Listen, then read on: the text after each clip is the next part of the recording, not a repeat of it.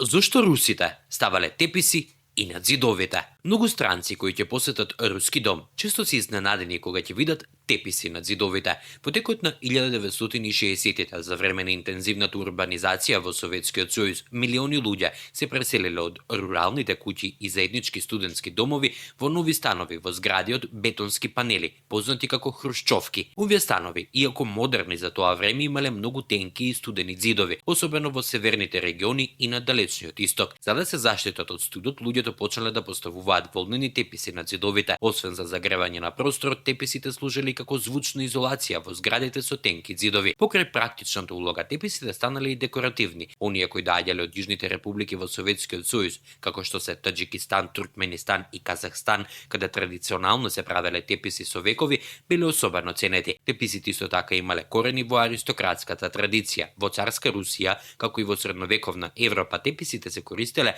за украсување на домовите и се сметале за символ на богатство и престиж. Во советскиот период тепихот бил статусен символ. Да се има тепих над зидот значило дека семејството е добро ситуирано. Различни суеверија биле поврзани со теписите. Например, се верувало дека тепихот не треба да се закова над зидот, бидејќи тоа може да предизвика расправи во семејството. Ово верување произлегува од старата руска традиција и символиката за заштита на скапоцените предмети. Денес, иако зидните завеси повеќе не се вообичаени, некои уметници и дизајнери во Русија ја враќаат оваа мода, на шега нарекувајќи ја негова кралска волненост. Така, тепихот над зидот можеби и не е толку лоша идеја. Тој дава топлина, тишина, а кој знае, можеби дури внесува малку винтидж шарм во вашиот дом.